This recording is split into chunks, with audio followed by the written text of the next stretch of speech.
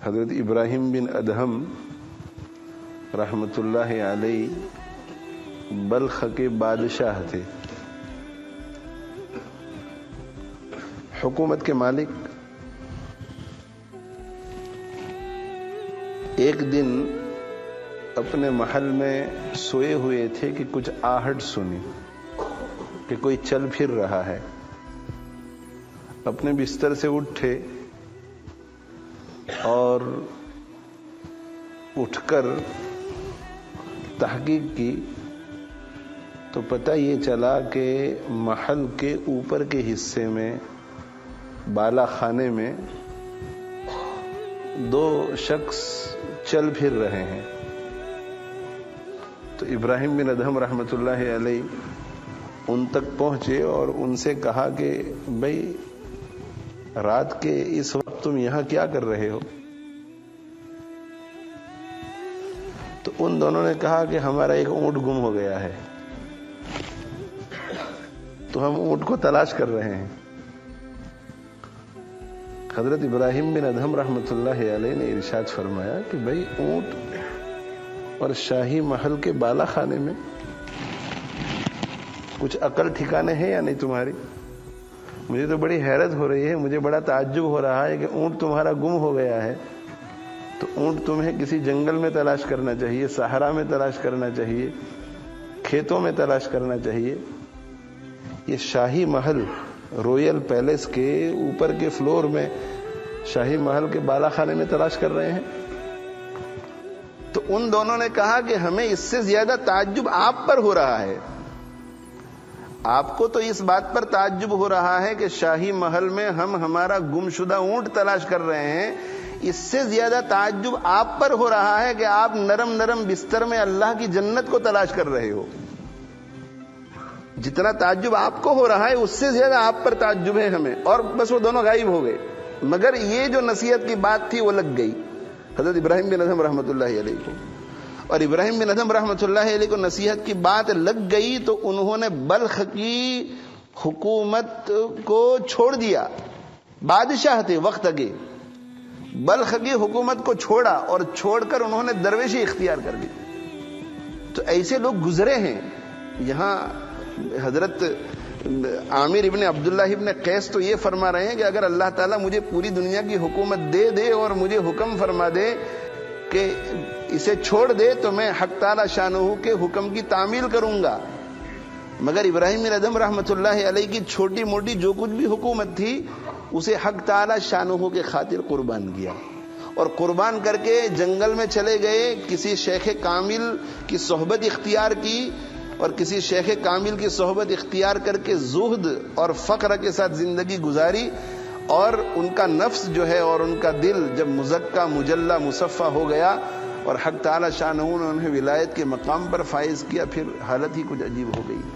بلخ سے چلے مکہ مکرمہ حج کرنے کی نیت سے، عمرے کی نیت سے، حق تعالی شانہ کے گھر کی زیارت کی نیت سے، تو عزم اتنا زیادہ تھا کہ یہ فیصلہ کیا کہ حق تعالی شانہ نے مجھے اپنے گھر کی زیارت کے لیے توفیق عطا فرمائی، یہ ان کا بہت بڑا احسان ہے میرے اوپر، تو مجھے ہر قدم پر شکر ادا کرنا چاہیے۔ یہ جو میرے قدم اٹھ رہے ہیں مکہ مکرمہ کی طرف، تو حق تعالی شانہ سے ایسا تعلق ہو گیا تھا کہ ایک ایک قدم اتنا قیمتی ہے یہ، اس لیے کہ اللہ تعالیٰ مجھے اپنے گھر کے قریب لے جا رہے ہیں کہ ایک ایک قدم پر مجھے شکر ادا کرنا چاہیے۔ تو شکر کا طریقہ ان کے ذہن میں یہ آیا کہ ہر قدم پر میں 2 رکعت نماز پڑھوں گا۔ تو بلخ سے چلے مکہ مکرمہ تک ہر قدم پر 2 رکعت نفل پڑھ کر کے وہ مکہ مکرمہ کئی مہینوں کے بعد پہنچے۔ اور ان کے وزراء کچھ مہینوں کے بعد آئے اور انہوں نے کہا کہ آپ کا تخت ابھی خالی پڑا ہے، آپ واپس تشریف لائیے، واپس آ جائیے، آپ کا تخت خالی پڑا ہے۔ میرے بھائیوں، جو حق تعالی شانہ کو حاصل کرنے کے خاطر، حق تعالی شانہ کو حاصل کرنے کے خاطر دنیا کے جتنے حصے کی قربانی دے گا اللہ تعالیٰ اتنے حصے کو بہت بڑھا چڑھا کر اسے اسی دنیا میں عطا فرمائیں گے۔ آخرت کا معاملہ تو بہت اور ہی ہے، دنیا میں بھی حق تعالی شانہ عطا فرماتے ہیں۔ بلخ کی حکومت کو خیر بات کہا، 5-6 مہینے تک لوگ بیٹھے رہے کہ نہیں آپ ہی تشریف لائیے، آپ ہی بادشاہ. ایسا نہیں ہوا کہ کوئی بیٹھ گیا کہ چلو یہ گئے تو میں سنبھال لوں حکومت. اور ان کے وزراء آئے، جنگل میں بیٹھے ہوئے تھے کسی نہر کے کنارے پر، اور انہوں نے بہت سمجھایا کہ آپ آئیے.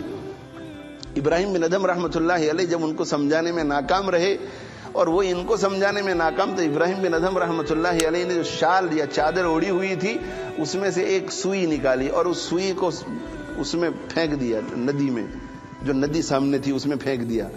اور ندی میں پھینک کر کے کہا، نہر میں پھینک کر کے کہا کہ اے مچھلیوں، میری جو اندر سوئی گر گئی ہے وہ ذرا مجھے ضرورت ہے، لائیے. تو درجنوں مچھلیاں نمودار ہوئی، درجنوں مچھلیاں، اور ان مچھلیوں کے منہ میں سوئی تھی. درجنوں مچھلیاں، سوئی، اور سوئی بھی سونے کی اور چاندی کی. تو ابراہیم بن ادھم رحمۃ اللہ علیہ نے فرمایا کہ نہیں، مجھے سونے اور چاندی کی سوئی نہیں چاہیے، مجھے تو میری سوئی چاہیے. تو ساری مچھلیاں واپس اندر چلی گئی اور تھوڑی دیر کے بعد دوسری مچھلی آئی. ایک مچھلی آئی اور بالکل کنارے پر آئی اور ابراہیم بن ادھم رحمۃ اللہ علیہ کی سوئی اس کے منہ میں تھی. حضرت ابراہیم بن ادھم رحمۃ اللہ علیہ اپنے وزیروں کی طرف متوجہ ہوئے اور ان سے کہا کہ تم ابراہیم کو بلخ کی حکومت کی لالچ دینے آئے ہو، جسے حق تعالی شانہ نے یہ حکومت عطا فرمائی ہو، وہ بلخ کی حکومت سے کیا کرے گا؟ تو عرض کرنے کا منشا میرے بھائیوں یہ ہے کہ جو بھی ایک اچھا خیال آئے اس خیال پر عمل کرو. تو یہ بات اصل میں یہاں سے چلی تھی کہ حضرت عامر ابن عبداللہ ابن قیس فرماتے ہیں کہ اگر دنیا و ما فیہا میرے قبضے میں ہو اور اللہ تعالیٰ فرمائیں کہ تم اس سے بالکلیہ علیحدگی اختیار کر لو تو خوش دلی سے اس کا امتثال کروں گا، خوش دلی سے اس حکم کو بجا لاؤں گا. کیوں بھائی؟ اس سے کہ حق تعالیٰ شانہ سے تعلق تھا. جب ان سے تعلق ہے تو وہ جو کہے وہ کرو. سر تسلیم خم ہے جو مزاج یار میں آئے. آپ جو فرما دے بس ختم. سر تسلیم خم ہے جو مزاج یار میں آئے. اور حق تعالیٰ شانہ سے تعلق اتنا تھا کہ انہوں نے اپنے اوپر 1000 رکعت لازم کر رکھی تھی، اور ایک روایت میں 800 رکعت ہے، یعنی 800 رکعتیں دن میں پڑھتے تھے. 1000 رکعت دن میں پڑھتے تھے. اور کسی کے ذہن میں یہ خیال نہ آئے کہ بھئی 1000 رکعت اگر دن میں پڑھتے تھے تو دوسرے سارے کام کب کرتے تھے؟ دوسرے سارے کام کب کرتے تھے؟ تو ہم اپنے دنیاوی معاملات میں بھی دیکھیے کہ ہم جب کسی کو دیکھتے ہیں کہ 24 گھنٹے میں اتنے سارے کام کر لیتا ہے تو ہمارے دل میں ایسا خیال آتا ہے کہ یار پتہ نہیں ایک دن میں یہ کیسے اتنے کام کر لیتا ہے دنیاوی کاموں میں. تو دنیاوی کاموں میں اگر 24 گھنٹے میں جو کام ہم نہیں کر سکتے وہ دوسرا آدمی کر سکتا ہے، تو دینی معاملات میں بھی جو ہم نہیں کر سکتے دوسرا کر سکتا ہے. ایک بات. اور دوسری بات یہ ہے کہ یہ دینی معاملات کا تعلق جو ہے وہ روحانیت سے ہے. اور حق تعالی شانہ جو ہے، حق تعالی شانہ وہ وقت میں برکت پیدا فرماتے ہیں. حق تعالی شانہ وقت کو لمبا بھی کر سکتے ہیں اور وقت کو مختصر بھی کر سکتے ہیں. پوری دنیا کا نظام جو ہے، پوری دنیا کا نظام رک گیا، پوری دنیا کا نظام رک گیا اور صرف حضرت صلی اللہ علیہ وسلم کا نظام چل رہا تھا. پوری دنیا رک گئی، حضرت صلی اللہ علیہ وسلم کے لیے وقت نہیں رکا. اس سے کہ وقت اگر منجمد ہو جائے، رک جائے، تو آدمی کچھ کام نہ کر سکتا. تو نکلے ام ہانی کے گھر سے، آئے حتیم میں کچھ دیر لیٹے، پھر حضرت جبریل اور حضرت میکائیل نے سینہ چاک کیا، دل نکالا، زمزم سے دھویا، اس میں انوار و برکات ایمان کے داخل کیے، پھر اس سینے کو ٹھیک کیا، پھر تھوڑی دیر نیند میں پڑ گئے، پھر براق لایا گیا، اس کے اوپر بٹھائے گئے، پھر سفر شروع ہوا. کہا کہ یہاں اترو، 2 رکعت نماز پڑھو. کیوں بھائی؟ تو کہ یہاں موسیٰ علیہ الصلوۃ والسلام نے اللہ سے ہم کلامی کی تھی. پھر براق پر بیٹھے، پھر آگے یہاں اترو اور 2 رکعت نماز پڑھو. بھائی کیوں؟ اس لیے کہ عیسیٰ علیہ السلام یہاں پیدا ہوئے تھے. ایسے کئی جگہوں پر اتار کر بیت المقدس میں لائے گئے، پھر پہلے آسمان پر بات چیت، دوسرے پر، تیسرے پر، چوتھے پر، 5ویں پر، 6ٹھے پر، 7ویں پر. اتنا لمبا سفر اگر ہم کرتے تو پتہ نہیں کئی 100 سال نکل جاتے. تو اتنے لمبا سفر گیا، کئی 100 سال کا، کئی مہینوں کا، کئی 100 سال کا، مگر پوری دنیا رکی ہوئی تھی. تو آپ صلی اللہ علیہ وسلم کے لیے اتنا وقت گزرا اور پوری دنیا کے لیے 1 سیکنڈ بھی نہیں گزرا. آپ صلی اللہ علیہ وسلم فرماتے ہیں کہ اس لمبے سفر سے فارغ ہونے کے بعد جب میں اپنی چچازاد بہن ام ہانی کے گھر میں جہاں سے میں چلا تھا داخل ہونے کے لیے گیا تو دروازے کو کھول کر میں نکلا تھا اور میرے پیچھے دروازہ یوں بند ہو رہا تھا تو وہاں سے چلتے ہوئے دروازہ جہاں پر تھا جب میں پہنچا تو ابھی وہیں پر بند ہو رہا تھا، یعنی ایک پل جھپکنے کے برابر بھی وقت نہیں گزرا تھا. تو یہ تو حق تعالی شانہ کی قدرت ہے، حق تعالی شانہ کی قدرت کہ 24 گھنٹے میں جو کام نہیں کر سکتا آپ کر لیتے ہیں، آپ جو کام نہیں کر سکتے میں کر لیتا ہوں. تو حق تعالی شانہ برکتیں پیدا فرماتے ہیں، برکتیں. ہم جو ہے اگر اس وقت قرآن لے کر کے بیٹھیں آرام سے 4 زانو ہو کر، گاؤ تکیے لگا کر اور پانی وانی سب آگے پیچھے رکھ کر کے اطمینان سے اگر قرآن میں دیکھ کر کے بھی قرآن مجید پڑھنا چاہے تو 6 گھنٹے 7 گھنٹے میں ہم پورا نہیں کر سکتے. اور حضرت تمیم داری رضی اللہ تعالیٰ عنہ، حضرت عثمان غنی رضی اللہ تعالیٰ عنہ، یہ حضرات جو ہیں عشاء کی نماز کے بعد نماز میں شروع ہوتے تھے تو پہلی رکعت ہی میں پورا قرآن مجید ختم فرما دیتے تھے. اور ظاہر ہے کہ تمیم داری اور حضرت عثمان جیسے صحابہ، ان سے یہ متوقع نہیں ہو سکتا کہ وہ ہمارے حفاظ کی طرح یعلمون تعلمون ہی پڑھتے ہوں گے. سن کر، سوچ کر، غور و فکر کر کے، اس کے معانی پر غور کر کے، جس جگہ پر رونے کی ضرورت ہے وہاں روتے تھے، جس جگہ پر اللہ کی پناہ مانگنے کی ضرورت ہے وہاں اللہ کی پناہ مانگتے تھے. حق تعالی شانہ برکت پیدا فرماتے ہیں. اور آپ حضرات اگر تجربہ کرنا چاہیں تو کر کے دیکھو. کیا؟ ایک معمول مقرر کرو کہ 300 مرتبہ میں روزانہ درود شریف پڑھوں گا. پہلی مرتبہ دیکھیے پہلے دن کہ کتنا مشکل ہے، پہلا ہفتہ دیکھیے کتنا مشکل ہے، 1 مہینہ دیکھیے کتنا مشکل ہے، اور پھر 2 سال تک برابر پڑھتے رہیے اور دیکھو کہ 2 سال میں کتنی جلدی ختم ہو جاتا ہے. 2 سال کے بعد حق تعالی شانہ برکت پیدا فرماتے ہیں. جو وظیفہ فجر سے ظہر تک میں ختم ہوتا ہے اتنی ہی مقدار پھر فجر کے بعد 1-1.5 گھنٹے میں ختم ہو جائے گا. حق تعالی شانہ برکت پیدا فرماتے. اس لیے یہ ذہن میں نہیں آنا چاہیے کہ 1,000 رکعت کیسے پڑھتے ہوں گے. ہمارے بعض اکابر اور بزرگان دین اور اولیاء اعظام ایسے گزرے ہیں کہ روزانہ ایک دن میں، روزانہ باقی سارے کاموں کے ساتھ اور ساری عبادتوں اور معمولات کے ساتھ روزانہ 1,00,000 مرتبہ درود شریف پڑھتے تھے. 1,00,000 مرتبہ درود شریف. کیسے ہو سکتا ہے؟ اس طرح ہو سکتا ہے کہ قرآن مجید کی جو تلاوت ہے، قرآن مجید کی تلاوت، وہ قرآن مجید کی تلاوت، اذکار وغیرہ میں حق تعالی شانہ پھر برکت پیدا فرما دیتے ہیں اور ٹائم میں بہت زیادہ برکت ہوتی ہے. تو یہ حضرت عامر ابن عبداللہ ابن قیس بھی 1,000 اور 800 رکعتیں پڑھتے تھے. آپ اس وقت تک عبادت سے باز نہ آتے تھے جب تک کہ آپ کے قدم اور پنڈلیوں میں ورم نہ آ جاتا تھا.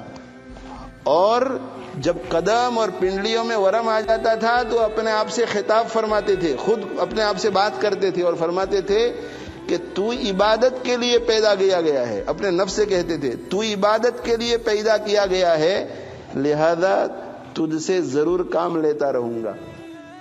عبادت کے لیے پیدا کیا گیا، اس لیے تجھ سے ضرور کام لیتا رہوں گا، حتیٰ کہ تجھے بستر سے کچھ حصہ بھی نہ ملے. یعنی تجھے جتنے معمولات مقرر کیے ہیں وہ کرنے ہی پڑیں گے، چاہے تجھے بستر پر لیٹنے کا موقع ملے یا نہ ملے. میرے بھائیو، یہ کرنے والے لوگ کر کے چلے گئے اور یہ اتنے دنیا کی قربانی دے کر، اپنی راحت کی قربانی دے کر ایسے اعمال کر کے چلے گئے تو رہتے تھے عربستان میں.